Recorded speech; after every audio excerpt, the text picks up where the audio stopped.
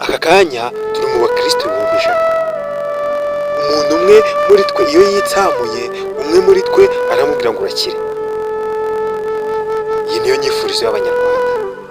Ariko mu gihe hanze nko mu bihugu nk'Ubwongereza, uwitsamuye asaba imbabazi,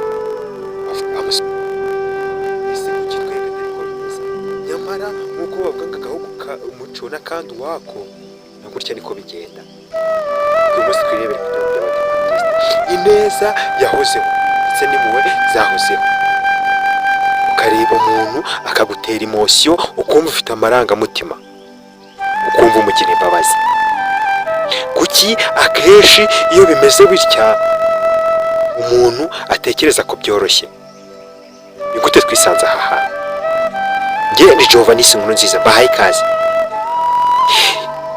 Uwiteka Imana ikirema isi, inyanja ibiyirimo ndetse n'ibiremwa n'ibiguruka mu kirere, yaremye muntu ngaza byita amazina.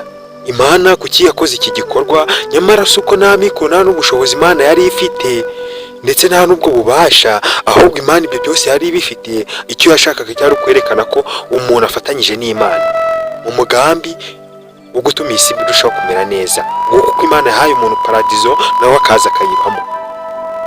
Wakibaza se inyungu zari zande? Akenshi iyo urebye usanga inyungu zari iz'Imana, ariko ku ruhande rw'umuntu niwe wari nyine inyungu nyinshi.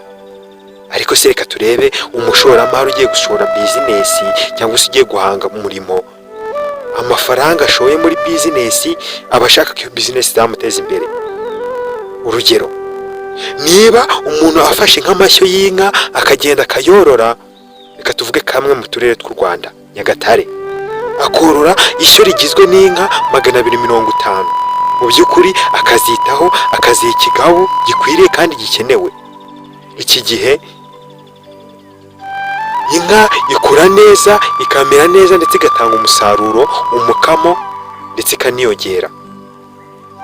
Nyamara iyo nka ibayeho neza, ifite ubuzima bwiza, ariko na nyiri inka aba afite inyungu nyinshi, kuko ya nka igenda itanga umusaruro ndetse ahanini inagira ikiguzi cyinshi cy'amafaranga.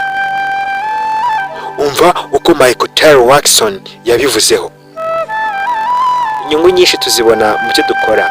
Ntago akenshi iyo umuntu akoze ibyo ngibyo aba agamije kwita ku byiza. Nyamara ariko hari ubwo dukora ibyo ngibyo tukabwira ko inyungu nyinshi ari izacu, nyamara hari n'inyungu ku byo dukora. Niba umuntu ahinze urutoki cyangwa se akora amwe mu matungo, akayitaho akayagaburira, ubuzima bwiza iryo tungo ribona, akenshi usanga iryo tungo rishobora kugira ubuzima buzira umuze kugeza ubwo rishobora kurama igihe kinini. Uyu nguyu we niko abivuga. Uvuge ko abeshe? Oya, ntabwo abeshe. Igisubizo ni ugufata rimwe ugateranyaho rimwe bikaba kabiri. Ibi biroroshye cyane mu mitwe y'abantu. Iki gisubizo n'umwana wo muri materineri cyangwa se mu cyiciro cy'amashuri abanza y'inderabarezi arabizi. None wowe ushingiraho uvuga ko atari byo. Muri Matayo igice cya 3 bavuga ngo iki? Kunda mugenzi wawe nk'uko wikunda. Nujya kubana na mugenzi wawe umukorere ibyo ushaka, akewe umugeramo nawe niko uzagererwamo. Bivuze ngo uko utanga nawe niko uzahabwa. Muri Matayo niko havuga. Iyi ntumwa y'Imana Matayo yandika ibi ngibi, umwuka wera yaramumanukiye amusendereraho, maze ijambo ry'Imana riramwuzura arandika. Reka tugaruke ku kiganiro cyacu. None Imana rero nyiri inyungu, twebwe inyungu yacu yari iyihe? Ubwo Adamu yamaraga gukora icyaha abitewe n'umudamu we Eva, iki gihe Imana niyabatereranye. Imana nuko yari ifite icyo ishaka n'umugambi wayo kugira ngo usohore. Yari izi ko Rusofero ari aho ngaho arekereje kandi bazahura n'ikibi. Uku niko byagenze. Turebe mu Efeso. Nuko Imana ihamagara Adamu. Adamu uri he? Adamu ati ndi hano, ndakwihishe kuko Mwami Imana namenye ko nambaye ubwambure. Ninde wakubwiye ko wakoze icyaha? Kuki iyo ukoze icyaha udategereza ko baza bakubwira ngo wakoze icyaha? Ni iki gito kikwemeza ko wakoze icyaha?